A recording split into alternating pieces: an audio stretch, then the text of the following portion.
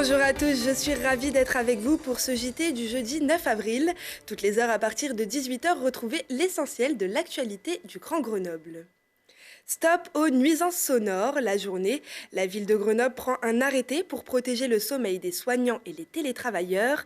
Ainsi, les appareils bruyants pour les travaux de bricolage, jardinage et autres activités sont désormais interdits du lundi au samedi entre 10h30 et midi et de 16h30 à 18h30, le dimanche aussi de 10h à midi.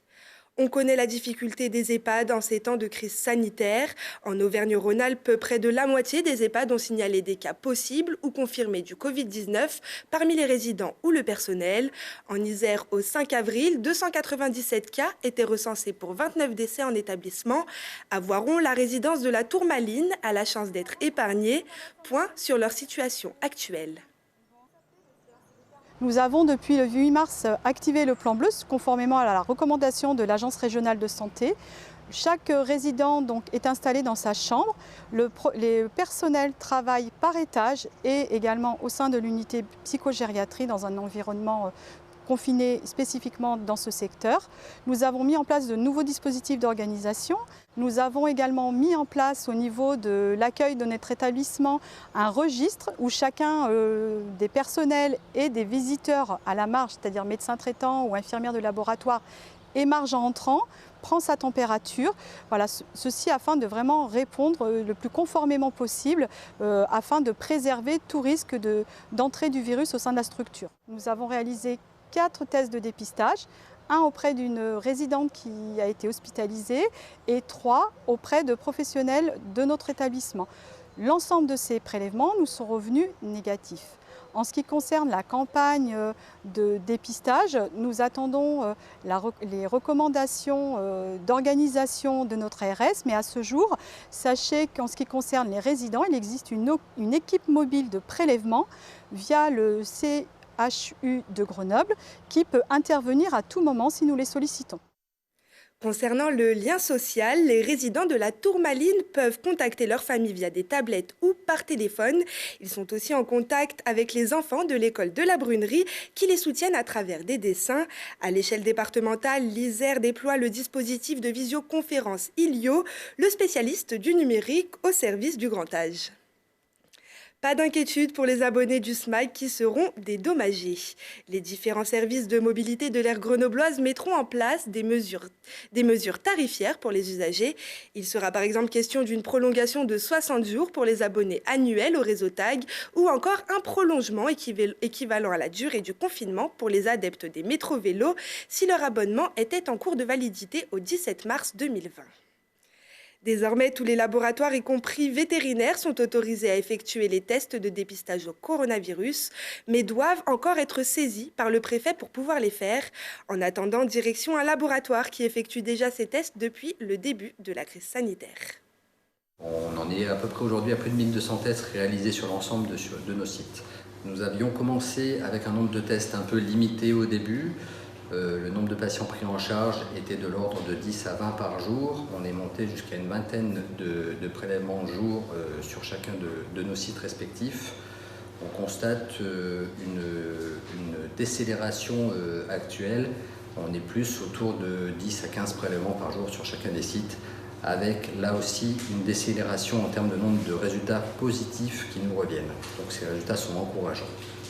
L'impact lié à l'autorisation des laboratoires vétérinaires de réaliser ces tests de RT-PCR dans le cadre de l'épidémie Covid, je dirais que sur notre périmètre grenoblois et isérois, l'impact est limité puisque les laboratoires ne sont pas en tension. On n'est pas une zone très fortement impactée par cette épidémie au jour d'aujourd'hui. Suite à l'annonce de notre ministre de tutelle Olivier Véran, de la nécessité de tester les résidents et personnels soignants des EHPAD dès lors qu'un cas confirmé positif aurait été détecté.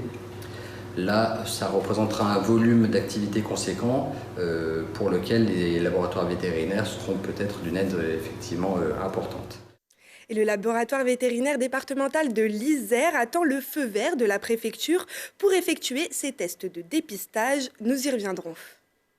La SPA du Dauphiné lance un appel à l'aide. En grande difficulté financière et humaine à cause de la crise sanitaire, l'association tire la sonnette d'alarme.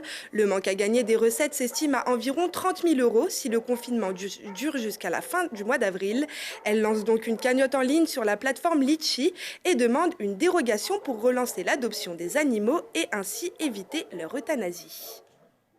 Comment parler de confinement sans évoquer l'évolution de la qualité de l'air? Voilà déjà près de 5 semaines que les citoyens ne sortent plus ou presque.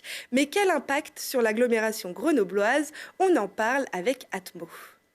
La baisse d'activité a fortement déclenché une baisse des déplacements et du trafic automobile, qui est pour le premier polluant que l'on considère, les oxydes d'azote, le premier contributeur. Donc, plus de 60% des émissions d'oxyde d'azote sont liées au déplacement et on voit les conséquences directes en fait de cette baisse d'activité sur nos stations en proximité automobile.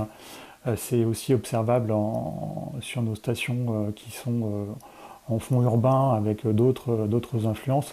Et donc nous observons des maxima qui vont jusqu'à 80% de baisse de ces oxydes d'azote en proximité automobile et jusqu'à 70% sur les sites urbains. Donc c'est assez considérable et la baisse s'est confirmée la deuxième semaine de confinement et on continue d'observer ces évolutions et donc on atteint des niveaux qui sont très bas. Concernant les particules PM10, c'est beaucoup moins visible, on arrive à baisser jusqu'à à peu près 10%.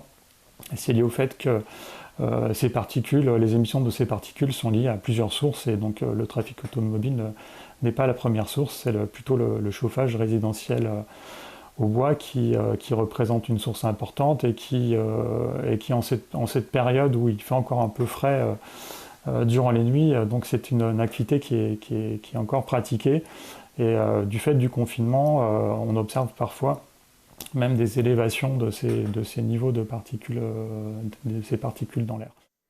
Bien sûr, cette nette amélioration de la qualité de l'air n'est que ponctuelle. Lors de la reprise des activités, les émissions de polluants reprendront et on retrouvera certainement les niveaux de pollution standards pour la saison. Et la nature reprend de ses droits aussi à Saint-Martin-d'Air. Voici l'image un peu inhabituelle d'une équipe de chèvres sur l'herbe de l'université Grenoble-Alpes qui remplace les étudiants le temps de l'entretien du gazon sur le campus. Dans notre série Grenoblois à l'étranger, on vous emmène aujourd'hui en Suède, à Örebro, avec Floriane qui témoigne de la situation un peu différente de la nôtre qu'elle peut vivre dans le pays. Comme partout dans le monde, la Suède a également été touchée par le coronavirus. La seule différence, c'est que la Suède gère le problème un petit peu différemment, c'est-à-dire qu'il mise sur l'immunité collective. C'est la raison pour laquelle la Suède n'interdit rien, mais déconseille. Donc il est déconseillé d'aller dans les restaurants, dans les bars, etc. Même si tout est ouvert, les terrasses des bars sont ouvertes, il fait très beau et les gens y vont quand même. Mais c'est juste déconseillé d'y aller. Il est également déconseillé de voyager jusqu'au 15 juin.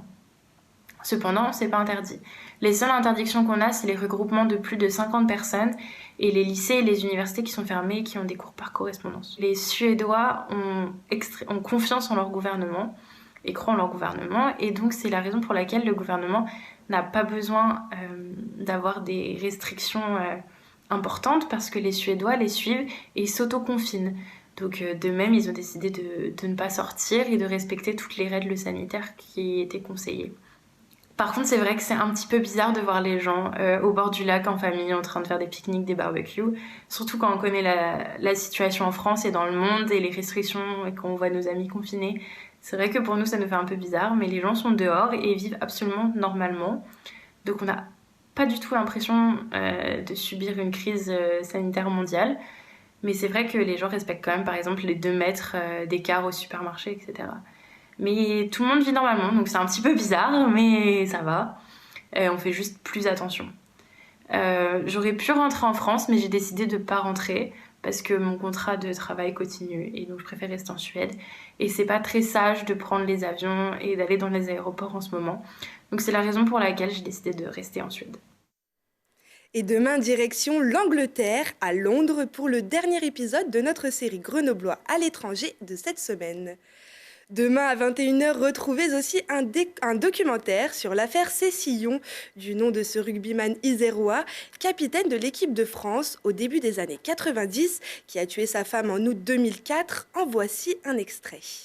Marc Cécillon, qui était joueur emblématique de l'équipe de France, qui était un joueur très connu localement, Bourgoin-Jallieu, ce club qui n'est pas très loin de Grenoble et Lyon, et qui s'est trouvé mêlé à une affaire très spectaculaire, très brutale, puisqu'il a tué son épouse lors d'un repas avec de nombreux convives.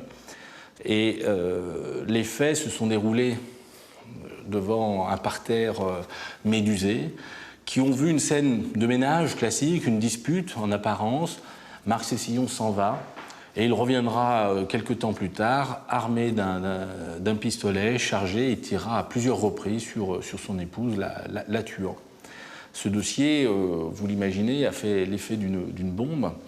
Et elle est intéressante pour nous parce qu'au fond, vont être mêlés plein d'aspects. D'abord des aspects humains finalement à la fois dramatiques et cachés d'une certaine manière. La personnalité réelle de Marc Cécillon se révélera au fur et à mesure de cette procédure et de ces procès. Un documentaire intitulé « L'affaire Cécillon, la déchéance d'un capitaine de rugby » qui contient notamment le témoignage d'Éric Dupont de Moretti, le célèbre avocat. C'est la fin de ce journal. Merci à tous de nous avoir suivis. Rendez-vous demain à la même heure pour une nouvelle édition du JT. Pour finir cette émission en beauté, on se quitte avec le titre « Battez-vous » de Pink Hit Black en concert depuis chambre, salle de bain, cuisine et autres. Je vous souhaite une excellente soirée à tous. Wouhou!